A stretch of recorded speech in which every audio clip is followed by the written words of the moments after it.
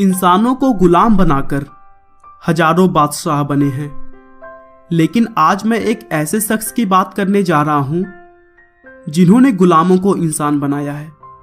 जी हां दोस्तों, मैं बात कर रहा हूं समानता के प्रतीक कहे जाने वाले महापुरुष भारत रत्न डॉक्टर बाबा साहेब भीमराव अंबेडकर की, जिन्होंने इस देश का संविधान बनाया, गरीब, दलितों और महिलाओं को उनका हक दिलाया और समाज के उन सभी कुरीतियों को खत्म कर दिया जो इंसान के हित में नहीं थे।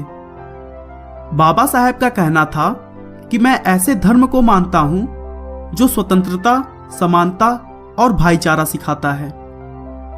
लेकिन पूरे देश के लिए इतना कुछ करने वाले महापुरुष ने शुरुआती दिनों में अपनी नीची जात को लेकर समाज द्वारा किए गए अत्याचारों को जितना झेला है, शायद ही उनके अलावा कोई होगा जो उन अपमानों को भूलने के बाद आगे बढ़ते रहने की सोच रखता होगा। चलिए दोस्तों, यूं पहेलियों में बात करने से अच्छा है कि बिना आपका समय खराब किए हम बाबा साहेब के जीवन को शुरू से थोड़ा डिटेल में जानते हैं। डॉक्टर भीमराव अंबेडकर का जन्म 14 अप्रैल 1891 को मध्य प्रदेश के इंदौर जिले में महू नाम के एक गांव में हुआ था। उनके पिता का नाम रामजी सकपाल था, जो भारतीय सेना में रहते हुए देश की सेवा करते थे और अपने अच्छे कार्यों की बदौलत सेना में सूबेदार की पद तक पहुंचे थे। और उनकी मां का नाम भीमाबाई था। राम जी शुरू से ही अपने बच्चों को पढ़ाई लिखाई और कड़ी मेहनत के लिए प्रोत्साहित करते थे, जिसकी वजह से अंबेडकर को पढ़ाई लिखाई का शौक बचपन से ही था। लेकिन वे एक महार जात से ताल्लुक रखते थे, जिसे उस समय लोग अछूत भी कहते थे। अछूत का मतलब यह था कि अगर इस नीची जात के लोगों द्वारा ऊंची जात के किसी भी वस्तु को छू दिया जाता तो उसे अपवित्र मान लिया जाता था, और ऊंची जात के लोग उन चीजों को उपयोग में लाना पसंद नहीं करते थे।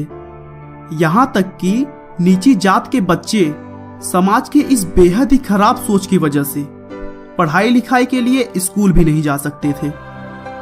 लेकिन सौभाग्य से सरकार ने सेना में काम कर रहे सभी कर्मचारियों के बच्चों के लिए एक विशेष स्कूल चलाई, और इसी की वजह से अंबेडकर की शुरुआती पढ़ाई पॉसिबल हो सकी। स्कूल के पढ़ाई लिखाई में अच्छे होने के बावजूद अंबेडकर और उनके साथ के सभी नीची जात के बच्चों को क्लास के बाहर या फिर क्लास के कोने में अलग बैठाया जाता था, और वहां के टीचर्स भी उन पर थोड़ा भी ध्यान नहीं देते थे।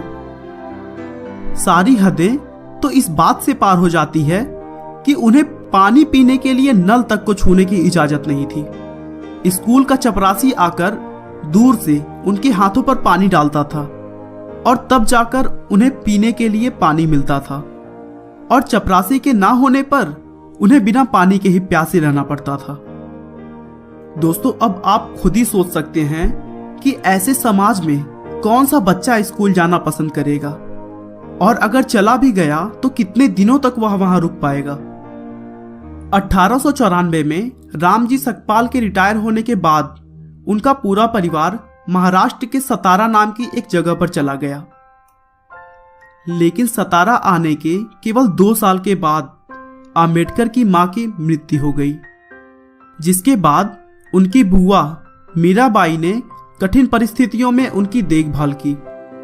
रामजी सकपाल और भीमाबाई के 14 बच्चों में केवल 3 बेटे बलराम, आनंदराव और भीमराव, और 3 बेटियां मंजुला, गंगा और तुलसा इन कठिन हालतों में जीवित बच पाए। और अपने भाइयों और बहनों में केवल भीमराव अंबेडकर ही समाज को अनदेखा करते हुए पढ़ाई में सफल हुए और फिर आगे की पढ़ाई जारी रख सके।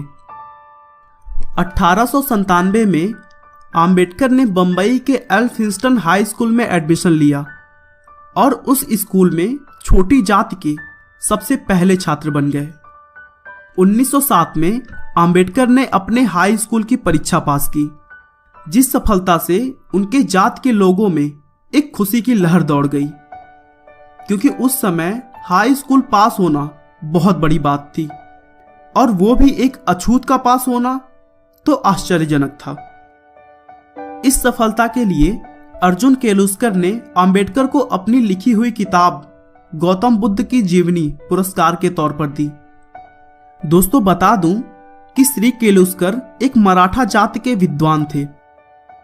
उसके बाद से अंबेडकर ने पढ़ाई लिखाई के क्षेत्र में सभी रिकॉर्ड्स को तोड़ते हुए 1912 में इकोनॉमिक्स और पॉलिटिकल साइंस में अपनी डिग्री प्राप्त की और फिर 1913 में स्कॉलरशिप प्राप्त करते हुए पोस्ट ग्रेजुएशन के लिए अमेरिका चले गए और फिर वहां कोलंबिया यूनिवर्सिटी से 1915 में एमए की डिग्री ली। फिर अगले ही साल 1916 में उन्हें उनके एक रिसर्च के लिए पीएचडी से सम्मानित किया गया। इस रिसर्च को उन्होंने एक किताब evolution of provincial finance in British India के रूप में प्रकाशित किया।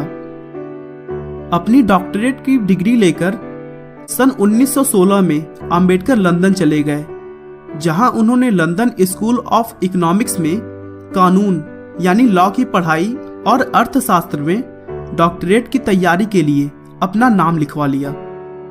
लेकिन अगले ही साल स्कॉलरशिप खत्म होने के चलते मजबूरन उन्हें अपनी पढ़ाई बीच में ही छोड़कर भारत वापस लौटना पड़ा। उसके बाद भारत आकर उन्होंने क्लर्क और अकाउंटेंट जैसी कई सारे जॉब की। फिर 1920 में अपने बचाए हुए पैसे और दोस्त की मदद से फिर से इंग्लैंड चले गए, जहां 1923 में उन्होंने अपना research problem of the rupee या हिंदी में कहें तो रुपए की समस्या को पूरा किया और फिर उन्हें लंदन यूनिवर्सिटी द्वारा डॉक्टर ऑफ साइंस की उपाधि दी गई। उसके बाद से उन्होंने अपना पूरा जीवन समाज की सेवा में झोंक दिया। वे भारत के स्वतंत्रता के कई सारे अभियानों में शामिल हुए। दलितों की सामाजिक आजादी और भारत को एक स्वतंत्र राष्ट्र बनाने के लिए उन्होंने बहुत सारी किताबें भी लिखी, जो पूरे समाज में बहुत ही प्रभावशाली साबित हुई। 1926 में वो बंबई विधानसभा परिषद के सदस्य बन गए। 13 अक्टूबर 1935 को अंबेडकर को सरकारी लॉ कॉलेज का प्रिंसिपल बनाया गया और इस पोस्ट पर उन्होंने 2 सालों तक काम किया। 1936 में अंबेडकर ने स्वतंत्र लेबर पार्टी की स्थापना की, जो 1937 में केंद्रीय विधानसभा चुनाव में लड़ी और 15 सीटें जीती। 1941 और 1945 के बीच में उन्होंने बहुत सारी विवादित किताबें प्रकाशित की, जिनमें थॉट्स ऑन पाकिस्तान भी शामिल है। इस किताब में मुसलमानों के लिए एक अलग देश पाकिस्तान बनाने की मांग का उन्होंने जमकर विरोध किया था। अंबेडकर का भारत को देखने का नजरिया बिल्कुल ही अलग था। वे पूरे देश को बिना अलग हुए देखना चाहते थे। इसीलिए उन्होंने भारत के टुकड़े करने वाले नेताओं के नीतियों का जमकर आलोचना किया। 15 अगस्त 1947 में भारत की स्वतंत्रता के बाद अंबेडकर पहले कानून मंत्री बने और बिगड़ती सेहत के बावजूद उन्होंने एक ठोस कानून भारत को दिया और फिर उनका लिखा हुआ संविधान 26 जनवरी 1950 को लागू हुआ। और इसके अलावा भीमराव अंबेडकर के विचारों से भारतीय रिजर्व बैंक की स्थापना भी हुई। आखिरकार राजनीतिक मुद्दों से जूझते हुए अंबेडकर का स्वास्थ्य दिन ब दिन खराब होता चला गया और फिर 6 दिसंबर 1956 को उन्होंने इस दुनिया को अलविदा कह दिया। लेकिन दोस्तों, इसके पहले उन्होंने समाज की सोच को काफी हद तक बदल दी। गरीब, दलितों और महिलाओं को उनका हक दिलाया और हमारे देश के लिए इतना कुछ किया कि उनके एहसानों को हम शब्दों में बयां नहीं कर सकते हैं। आपका बहुमूल्य समय देने के लिए बहुत बहुत धन्यवाद। इस वीडियो को लाइक करके आप हमारा मनोबल बढ़ा सकते हैं। दोस्तों, अगर आप हमारे वीडियो को मिस नहीं करना चाहते तो कृपया चैनल को सब्सक्राइब कर लें। आपको यह कहानी कैसी लगी हमें कमेंट करके जरूर बताएं। धन्यवाद।